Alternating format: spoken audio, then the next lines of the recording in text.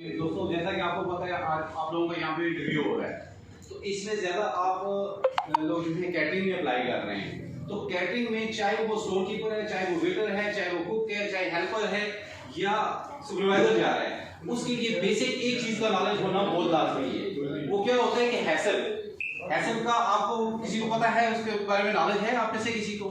Hassle कहते हैं hazard analysis critical control point. अब ये क्या चीज़ होती है? ये एक सब्जेक्ट है, पाकिस्तान में इसकी डिप्लोमा कराया जाता है, पढ़ाया जाता है, लेकिन इसकी 3 चीज़ें याद रखें। जब आप 3 चीज़ें अपने दिमाग में याद रखेंगे तो पूरा हैसल पे आप इम्प्लीमेंट करवा सकते हैं। वो क्या होती है? फिजिकली, केमिकली और बायोलॉजिकली ये इन्वॉल्वमेंट होती है फूड में आपकी। अब मैं आपको एग्जांपल दूंगा कि फिजिकली कैसे होती है। फिजिकली ऐसी होती है कि जैसे कि फॉर एग्जांपल हम किचन में खड़े हैं, हम कोई काम कर रहे हैं, तो उसमें हमारी फिजिकली इन्वॉल्वमेंट है, तो हमने तीनों चीज़ों का ख्याल रखना है। कैसे रखना है? फिजिकली क्या कोई चीज़ कटिंग कर रहे हैं या खाना बना रहे हैं, क्या हमने हाथ धोए हैं या नहीं धोए हैं, ये हमारी फिजिकली इन्वॉल्वमेंट होगी। क्या जिस कटिंग बोर्ड पे हम चीज़ काट रहे हैं क्या वो साफ है या नहीं है, जिस छुरी से काट रहे हैं वो साफ है या नहीं है, ये फिजिकली इन्वॉल्वमेंट है। इसके बाद केमिकल इन्वॉल्वमेंट आ जाती है। जितने भी यूटेंसिल्स यूज होते हैं या कुकिंग पॉट यूज होते हैं, जब हम काम कर रहे होते हैं तो वो किसी केमिकल से वॉश होते हैं, चाहे वो लेमन मैक्स से होते हैं या किसी और चीज से होते हैं। यहाँ पे उसमें ये आपने तसल्ली करनी है कि ये वॉश सही प्रॉपर तरीके से हुआ है या नहीं हुआ है। उसके बाद आ जाती है कि आपकी बायोलॉजिकल इन्वॉल्वमेंट क्या होती है कि जब आप एक टेम्परेचर पे काम कर रहे हैं, क्या आप जहाँ पे कुकिंग कर रहे हैं क्या आपने मास्क पहना हुआ है? जैसे मैं आपसे स्पीच कर रहा हूँ तो मेरे मुंह से जो चीजें निकल रही हैं वो आप पे गिर रही हैं, नजर नहीं आ रही है, कुछ रसीन गिर रहे हैं, क्या ये खाने में तो नहीं जा रहे हैं? क्या जब मुझे छींक आई तो मैंने पतीले के ऊपर तो नहीं किया, मुझे जो पसीना आ रहा है वो कहाँ जा रहा है? तो ये वो कंट्रोल पॉइंट होते हैं जो हमें देखने होते हैं और करने होते हैं। फिर इसके बाद केमिकल इन्वायरमेंट कैसे आती है? आप ट्रांसपोर्टेशन जितनी भी चीजें होती हैं एक जगह पे नहीं होती हैं। आप याद रखें जिस कंपनी में आप इंटरव्यू दे रहे हैं ये आपने सर्विसेज किसी थर्ड पार्टी को देनी है, ठीक है? आपका रेस्टोरेंट वाला काम नहीं है।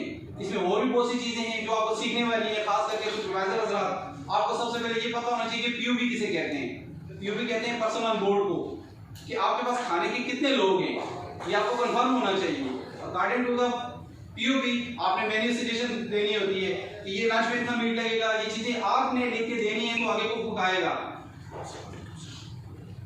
उसके बाद आपको नॉलेज होना चाहिए कि किसी कैंप में या कैटरिंग सर्विसेज में आप काम कर रहे हैं, वहाँ पे मस्टरिंग पॉइंट क्या है? मस्टरिंग पॉइंट कहते हैं असेंबली की जगह होती है, किसी भी हंगामी सूरत में वहाँ खड़ा होना पड़ता है। फिर इसमें ड्रिल्स होती हैं, फायर ड्रिल्स होती है, सिक्योरिटी होती है, एचयूएस होती है। इसका नॉलेज आपको होना चाहिए कि फायर ड्रिल में क्या होता है, सिक्योरिटी ड्रिल में क्या होता है, एचयूएस ड्रिल में क्या होता है।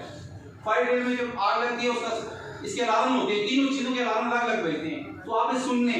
फायर ड्रिल में ये होता है कि आपने फौरन वो काम वाली जगह छोड़ के जो मस्टरिंग पॉइंट है वहां पे जाना है।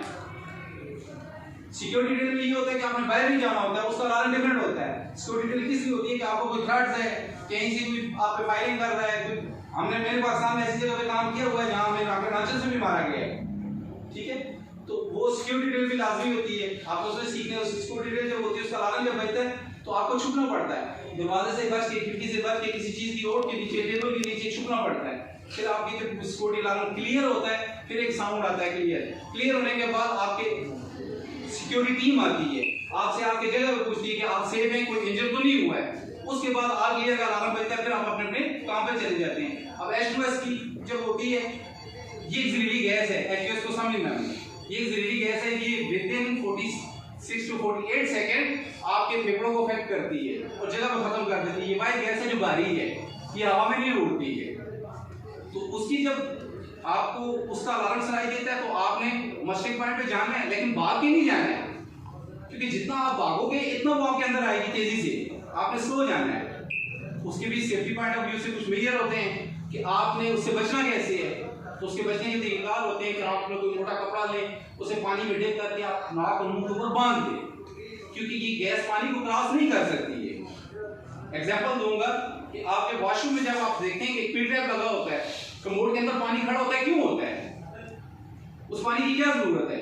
क्योंकि वही जो आपकी शिट है, जो आपका गंद है, वो जब गटर में जाता है वहां गलता सड़ता है। अगर वो पानी नहीं होगा तो बैग आपको गंदी बैट्समैन जिसे कहते हैं वो आ रही होती है।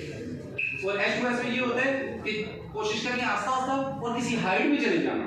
नीर आपकी जो बिल्डिंग है, बिल्डिंग के टॉप पे चले जाए, कोई दरख्त है वो चल रहा ऊपर चढ़ती है, क्योंकि ये गैस वजनी गैस होती है, नीचे मार कर और इसका 10 ppm है। अगर हवा में इससे ज्यादा हो तो बंदा फर्क हो जाता है। ये जिस जगह पे खतरात होते हैं, जहाँ पे ये निकलती हैं, खास करके ऑयल एंड गैस सेक्टर में ये चीजें निकलती हैं, तो वहाँ पे डिटेक्टर लगे होते हैं इसके, उस गैस को डिटेक्ट करते हैं और बंद कर रहे होते हैं साथ साथ। उसके बाद आप लोग सुपरवाइजर लोग और स्टोर कीपर, पहले भी मैंने आपसे जैसे कहा था कि बेसिक चीजें का नॉलेज होना आपके लिए बहुत जरूरी है, जिसमें आपका फीफो है, जिसमें आपका लीफो है, आपको सेग्रीगेशन का पता होना चाहिए, आपको फ्रोजन मीट कैसे रखते हैं, फ्रोजन के टेम्परेचर क्या है उनका पता होना चाहिए, और उसके बाद आपको व्हाइट मीट क्या है, रेड मीट क्या है, इनको कैसे रखना है, डेयरी प्रोडक्ट्स को कैसे रखना है, नॉर्मल चीज उसको किस टेम्परेचर पे रखना है ये आपको पता होना चाहिए। ठीक है, मैं यहीं पे बैठा हूँ, किसी किस्म का कोई क्वेश्चन हो तो भाई हाजिर है। ठीक है, थैंक यू।